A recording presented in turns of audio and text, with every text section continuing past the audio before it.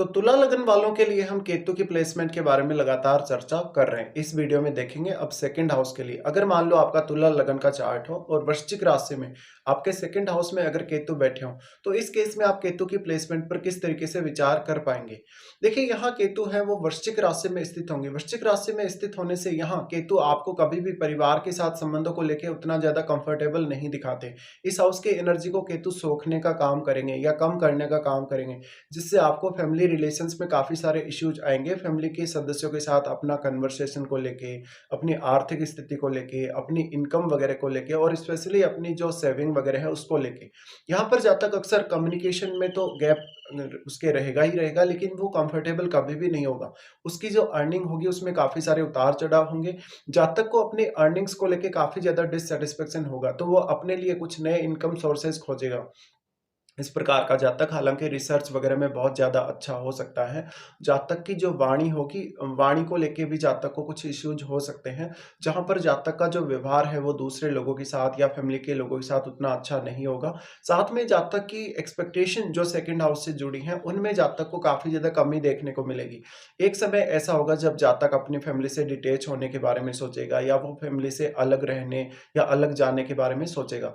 जातक का जो व्यवहार है कहीं न कहीं वो भी उतना अच्छा साबित नहीं होगा यहाँ केतु के होने से। तो यहाँ से अब आप जितनी भी ज़्यादा अपेक्षाएँ रखेंगे सेकंड हाउस से रिलेटेड मैटर्स में, उतना ही आपको इश्यूज़ रहेंगे। जैसे कि अगर आप अपनी अर्निंग्स को लेके कोई बहुत बड़ी एक्सपेक्टेशन रख रहे हैं, फैमिली के किसी सदस्य से आपकी कोई बहुत बड़ी एक्सपेक्टेशन है, बहुत ज़्यादा भोग-विलास के साथ आप जीवन जीना चाहते हैं, तो उन मामलों में केतु कमी लाने का प्रयास यहाँ करेंगे। हालाँकि केतु के साथ बैठे हुए अन्य ग्रहों और यहाँ डिस्पोजिटर का भी पूर्ण रूप से रोल रहेगा। साथ में यहाँ राहु की दृष्टि भी केतु पर पड़ रही है, वो सब भी आपको चेक करना चाहिए। और राहु के साथ भी अगर कोई भी ग्रह आपके 8th हाउस में बैठा हुआ होगा, उसका प्रभाव भी यहाँ रहेगा आपके सेकंड हाउस पे। लेकिन सबसे बड़ा रोल यहाँ डिस्पोजिटर का ही है। वास्तव में अब मंगल आपके चार्ट में कैसे स्थिति में है और यहाँ बृहस्पति जैसा कोई सपोर्टिव प्लैनेट आपके सेकंड हाउस में है या नहीं है, ये सब आपको देखना चाहिए। अगर यहाँ केतु के साथ बृहस्पति जैसे प्लैनेट बैठे हों, तो वो रेट्रोग्रेड नहीं होने चाहिए। बृहस्पति अगर रेट्रोग्रेड हो जाएगा तो आप अपने ज्ञान या अपने विवेक का पूर्ण उपयोग नहीं कर सकेंगे और फिर केतु का प्रभाव भी बृहस्पति पर काफ़ी ज़्यादा बढ़ जाएगा, जिसकी वजह से आपको काफ़ी ज़्यादा कन्फ्यूजन फिर से होगा। तो यहाँ केतु के बैठे होने की वजह से अब आपको इस हाउस के लिए थोड़ी ज़्यादा मेहनत करनी पड़ेगी, थोड़े ज़्यादा एफर्ट्स करने पड़ेंगे। साथ में इस हाउस से जुड़े निर्णय जितने भी आपके हैं, उनमें आपको बहुत ज़्यादा कंफर्टेबल स्थिति तक आना होगा। कोई भी निर्णय ऐसा नहीं जिसको आप बहुत तेज़ी से या बिना सोचे-समझे ले लें। अगर आपका फैमिली के साथ रिलेशन बिगड़ता है, तो आपकी अर्निंग्स पे और आपकी सेविंग पे काफ़ी ज़्यादा प्रभाव पड़ेगा। इस प्रकार का जो जातक होगा, वो हो सकता है कि अपनी धन या संपत्ति को अच्छे तरीके से यूज़ ही नहीं कर पा रहा। उसके पास संसाधन तो हैं, लेकिन वो उनका फ़ायदा नहीं उठा पा रहा, उनका यूटिलाइज़ेशन बहुत अच्छे से नहीं कर पा रहा। तो ये सब को लेकर भी आप काफ़ी फ्रस्ट्रेट होंगे। केतु के यहाँ होते हुए हालाँकि आपको रिसर्च वगैरह में काफ़ी सफलताएँ मिल सकती हैं। आप जो भी लोगों को ज्ञान देंगे, आप खुद के लिए उस ज्ञान को उतना अच्छे से यूज़ नहीं करेंगे। साथ में आपको फैमिली मैटर्स में हमेशा या तो किसी फैमिली के सदस्य का ही सपोर्ट चाहिए होगा या किसी अन्य व्यक्ति का।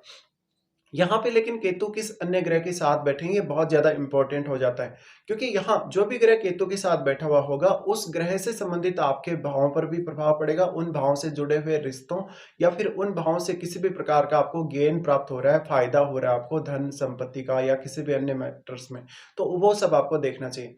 जैसे मान लीजिए अगर यहाँ पे शुक्र जैसा प्लेनेट बैठेगा, तो शुक्र बैठने के केस में आपको धन संपत्ति को लेकर काफ़ी असंतुष्टि होगी, अपने अर्निंग्स को लेकर बहुत ज़्यादा असंतुष्टि होगी और आप भौतिक जीवन से थोड़ा दूर चले जाएँगे समय के साथ-साथ। तो यहाँ पे जो भी भाव अब आपके जुड़ रहे हैं किसी अन्य ग्रह के थ्रू, उन भावों से जुड़े हुए रिश्तों को देखिए, उन भावों से जुड़े हुए रिश्तों के साथ आपका डिटैचमेंट बहुत जल्दी होगा।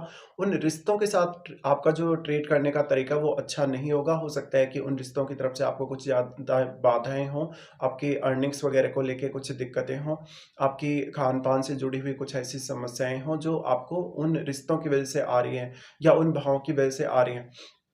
इस प्रकार का केतु कभी-कभी आपको बहुत ज़्यादा अनसर्टेनिटी देता है, अपने करियर को लेकर भी और अपनी अर्निंग्स को लेकर भी। साथ में आपकी जो इनकम होगी या जो आपकी अर्निंग्स होगी, उसमें काफ़ी उतार-चढ़ाव आने के चांसेस बनेंगे।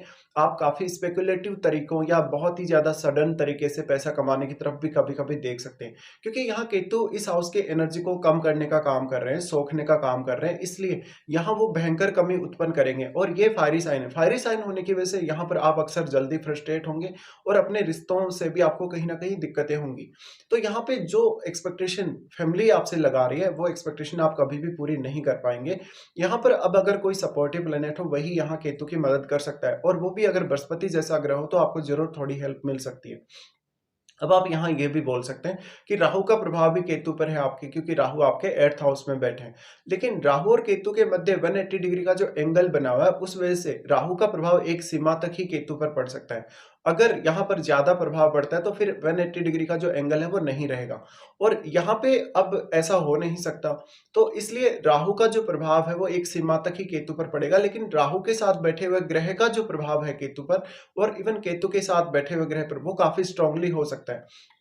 साथ में आपको ये भी देखना पड़ेगा कि राहु के साथ जो बैठा हुआ ग्रह है, वो क्या रेट्रोग्रेड है या नहीं है, या उसका केतु के साथ किस प्रकार का संबंध है, उसका यहाँ मंगल के साथ किस प्रकार का संबंध है, ये सब। क्या वास्तव में मंगल का कोई भी संबंध केतु से बन रहा है या नहीं बन रहा? देखिए, अगर मंगल ही केतु के साथ बैठे हुए होंगे, तो ये आप में काफ़ी ज़्यादा गुस्सा उत्पन्न करेंगे, फैमिली से बहुत जल्दी डिटैचमेंट उत्पन्न करेंगे, आपके काफ़ी सारे कामों में व्यवधान आएँगे, जल्दबाज़ी करवाएँगे आपसे। अगर यहाँ मंगल रेट्रोग्रेड होके बैठे हों, उस केस में और भी ज़्यादा विस्फोटक स्थिति बनेगी। तो हो सकता है कि आप अपनी धन और संपत्ति का नुकसान कर लें अपने किसी भी अन्य कार्य को लेके, या आपको बहुत ज़्यादा चिंता रहेगी अपने धन संपत्ति और परिवार की। अब यहाँ पे जहाँ तक है वो अपने सेकंड हाउस से जुड़े कार्यों से किस प्रकार से डील करेगा। जहाँ तक मैं अगर सेकंड हाउस को लेके किसी भी प्रकार का टैलेंट है, क्रिएटिविटी है, तो वो उसका बेहतर उपयोग नहीं कर पाता यहाँ केतु के होते हुए। इसी प्रकार से केतु के साथ कोई भी अगर शुभ ग्रह जुड़ा हुआ रहेगा, शुभ ग्रह की युति रहेगी, तो उस ग्रह के शुभ प्रभाव में कमी अवश्य ही आएगी। अगर मान लीजिए यहाँ चंद्रमा जैसा ग्रह अगर बैठा हो, तो चंद्रमा बैठने के केस में भी निश्चित रूप से ऐसा ही होगा। फिर आपके मन पर डायरेक्टली केतु का इम्पैक्ट पड़ेगा। तो आपको बहुत ही ज़्यादा मिस्टीरियस इस प्रकार का केतु बना सकता है फैमिली से जुड़े मैटर्स में, इनकम या अर्निंग्स को लेके। और क्योंकि 8th हाउस में राहु भी स्थित होंगे, वो भी आपको सेक्रेट इनकम के मामले में सपोर्ट कर सकते हैं। लेकिन यहाँ पे आपका वैवाहिक जीवन पर भी इस स्थिति का प्रभाव पड़ेगा, और विवाह होने के पश्चात जो आपके इन-लॉज हैं, उनके साथ संबंधों को लेकर भी आपको काफ़ी सीरियस होना चाहिए। इस प्रकार का ये जो प्लेसमेंट है केतु का सेकंड हाउस में, उस वजह से अक्सर आप अपनी फैमिली के किसी भी काम को अच्छे से मैनेज नहीं कर पाते। जैसे कि आप अपनी इनकम जो प्राप्त कर रहे हैं, वो आप कितना ज़्यादा सेव करेंगे, कितना ज़्यादा आपको अपना खर्चा करना पड़ेगा, इन सब को लेके आपको काफ़ी कन्फ्यूजन होगा। तो कोई ना कोई जो दूसरा व्यक्ति है, या कोई ना कोई फैमिली का ही जो पर्सन है, वो आपको इसमें सहायता करे, तो आप कुछ बेहतर ज़रूर कर सकते हैं। तो यहाँ पे अब आपको अपनी एक्सपेक्टेशन छोड़नी पड़ेगी। आपको किसी भी प्रकार से इस हाउस के प्रति ज़्यादा से ज़्यादा प्रैक्टिकल होना पड़ेगा। अपना बहुत ज़्यादा लगाव आपको इस हाउस से नहीं रखना है। अगर आप ऐसा करते हैं, तो आपको काफ़ी ज़्यादा डिससैटिस्फैक्शन होगा। साथ-साथ में फैमिली से आप जितने भी प्रकार की अपेक्षाएँ कर रहे हैं, कोई भी लाभ को लेके, धन को लेके, संपत्ति को लेके, या अन्य मैटर में, वो भी आपको छोड़ना होगा। तो अब इस हाउस के लिए आपको ज़्यादा हार्ड वर्क करने, ज़्यादा मेहनत करने, और बहुत ही सही से डिसीजन लेने की आवश्यकता पड़ेगी केतु के यहाँ होते हुए। साथ में भी आपको केतु की महादशा को अवश्य ही चेक करना चाहिए, क्या वास्तव में आपको केतु की महादशा है या नहीं इस जीवन काल में। अगर आपको केतु की महादशा है, तो वो आपको कौन से एज पीरियड में आ रही है, ये सब आपको देख लेना चाहिए।